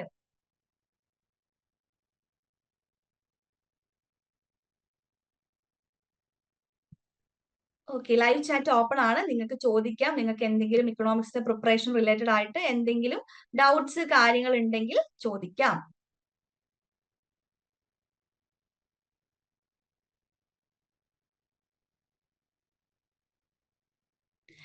ഇക്കണോമിക്സിലെ എല്ലാ മൊഡ്യൂൾസിലും ഈക്വൽ ഇമ്പോർട്ടൻസ് കൊടുക്കണോ എന്നൊരാൾ ചോദിച്ചിട്ടുണ്ട്. ഇക്കണോമിക്സിലെ എല്ലാ മൊഡ്യൂൾസിലും ഈക്വൽ ഇമ്പോർട്ടൻസ് കൊടുക്കണ്ട എന്ന് ഞാൻ ആൻസർ ചെയ്തിട്ടുണ്ട് എങ്കിൽ ശരിയാകില്ല. കാരണം ഇക്കണോമിക്സിന്റെ എക്സാം ആണ് ഏറ്റവും ഇങ്ങനെ ഒരു സ്റ്റെബിലിറ്റി ഇല്ലാത്ത ഫാക്ടർ ആയിട്ട് കാണപ്പെടുന്നത്. അതായത് ചിലപ്പോൾ മണി ആൻഡ് ബാങ്കിൽ നിന്ന് വെറുതെ ക്വസ്റ്റ്യൻ ചോദിക്കും, ചിലപ്പോൾ ഇക്കണോമെട്രിക്സ് ആയിരിക്കും അവരുടെ ഫേവറബിൾ ആയിട്ടുള്ള ഏരിയ എന്ന് പറയുന്നത്. അപ്പം എല്ലാ മൊഡ്യൂൾസും നമ്മൾ ഈക്വൽ ഇമ്പോർട്ടൻസ് കൊടുക്കണം. പക്ഷെ നമ്മൾ കൂടുതൽ സ്ട്രെസ് ചെയ്യേണ്ട ഏരിയാസ് നമ്മുടെ മൈക്രോ ഇക്കണോമിക്സും, ഇക്കണോമെട്രിക്സും, macro economics, mathematical economics, international economics. Okay, ഈ ഒരു ഏരിയാസ് കവർ ആണ് എങ്കിൽ, അല്ലെങ്കിൽ ഈ ഒരു ഏരിയയിൽ വരുന്ന ഓൾമോസ്റ്റ് എല്ലാ കൺസെപ്റ്റും നമുക്ക് അറിയാമെങ്കിൽ പേടിക്കേണ്ട ആവശ്യമില്ല. കാരണം നമ്മൾ ഏകദേശം ബാക്കി എല്ലാ കോൺസെപ്റ്റും ഇതുമായിട്ട് റിലേറ്റഡ് ആയിട്ട് നമുക്ക് ആൻസർ ചെയ്യാൻ പറ്റും. ഓക്കെ, ഒട്ടും നമ്മൾ സ്കിപ്പ് ചെയ്യാത്ത ഭാഗമാണ് എന്ത് micro economics, econometrics. Okay, econometrics അറിയാലോ, നമ്മൾ PhD ഒക്കെ പോകുമ്പോൾ നമുക്ക് ഏറ്റവും കൂടുതൽ ആവശ്യമുള്ള ഒരു മൊഡ്യൂൾ അല്ലെങ്കിൽ സബ്ജക്റ്റ് ആണ് ഇക്കണോമെട്രിക്സ്. സോ ഇത് നമ്മുടെ കൈവശം ഉണ്ട് എങ്കിൽ നമുക്ക് ബാക്കിയെല്ലാം ഡീൽ ചെയ്യാൻ പറ്റുന്നതേ ഉള്ളൂ. ഓക്കെ, ഇനി ആർക്കെങ്കിലും വേറെ എന്തെങ്കിലും ഡൗട്ട്സ്?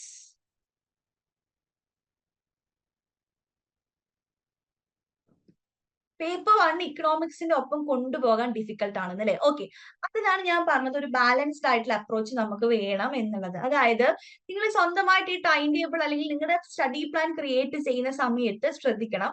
നിങ്ങൾക്കിപ്പം ഓരോ ഏരിയാസ് ഉണ്ടാകും അല്ലേ? അല്ലെങ്കിൽ നിങ്ങൾക്ക് ടഫ് ആയിട്ടുള്ള ഏരിയ അല്ലെങ്കിൽ ഈ ഒരു ഏരിയയിൽ ഞാൻ സ്ട്രോങ് ആണ് എന്ന് നിങ്ങൾക്ക് തോന്നുന്ന ചില സബ്ജക്ട്സുകൾ ഉണ്ടാകും അല്ലെങ്കിൽ ചില മൊഡ്യൂൾസ് ഉണ്ടാകും. അപ്പം നിങ്ങൾ ഈ ടൈം ടേബിൾ ഉണ്ടാക്കുന്ന സമയത്ത് നിങ്ങൾ നമ്മളെ മൊത്തം മൊഡ്യൂൾ നിങ്ങൾ സ്പ്ലിറ്റ് ചെയ്യുക. അല്ലെങ്കിൽ പേപ്പർ 1ന് വേണ്ടിയിട്ട് ഞാൻ ഇത്ര സമയം സ്പെൻഡ് ചെയ്യും. അല്ലെങ്കിൽ പേപ്പർ 2ന് വേണ്ടിയിട്ട് ഞാൻ ഇത്ര സമയം സ്പെൻഡ് ചെയ്യുന്നുണ്ട്. നിങ്ങൾ നമ്മുടെ മൊഡ്യൂൾസ് സ്പ്ലിറ്റ് ചെയ്തിട്ട് രണ്ടും ഒരുപോലെ പഠിക്കാൻ വേണ്ടിയിട്ട് ശ്രദ്ധിക്കുക. ഇപ്പൊ പേപ്പർ 2ൽ നമുക്ക് കുറച്ച് ഡിഫിക്കൽട്ട് ആയിട്ടുള്ള സാധനമാണ് ഞാൻ ഇപ്പം ഇന്ന് പഠിക്കുന്നത് എന്നുണ്ടെങ്കിൽ നമ്മൾ എന്താക്കുക, പേപ്പർ 1ൽ നമ്മൾ കുറച്ചും കൂടെ നമുക്ക് കംഫർട്ടബിൾ ആയിട്ടുള്ള ഏരിയ ചൂസ് ചെയ്യാം. ഓക്കെ. വേറെ എന്തെങ്കിലും ഡൗട്ട്സ് ഉണ്ടോ? Any doubts? നിങ്ങൾക്ക് എന്ത് വേണമെങ്കിലും ചോദിക്കാം. നമ്മുടെ ഇക്കണോമിക്സിലെ എക്സാമുമായിട്ട് ഡൗട്ട്സ് ഒന്നും ഇല്ല. സെറ്റ് ആണ് എല്ലാരും.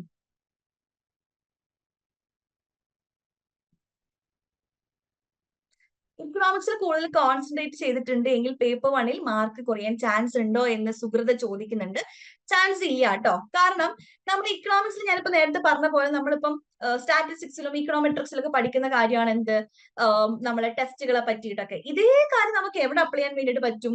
റിസർച്ച് ആപ്റ്റിറ്റ്യൂഡിൽ അപ്ലൈ ചെയ്യാൻ വേണ്ടിയിട്ട് പറ്റും. ഇപ്പൊ നമ്മൾ പേപ്പർ 2ൽ നമ്മൾ പഠിക്കുന്ന കാര്യമാണ് ടൈപ്പ് 1 എറർ എന്താണ്, ടൈപ്പ് 2 എറർ എന്താണ്, അല്ലെങ്കിൽ ലെവൽ ഓഫ് സിഗ്നിഫിക്കൻസ് എന്താണ് എന്നൊക്കെ നമ്മൾ എവിടെ പഠിക്കുന്നുണ്ട്? പേപ്പർ 2ൽ പഠിക്കുന്നുണ്ട്. ഇതേ കാര്യങ്ങൾ നമ്മൾ എവിടെ അപ്ലൈ ചെയ്യുന്നുണ്ട്? പേപ്പർ 1ൽ അപ്ലൈ ചെയ്യുന്നുണ്ട്.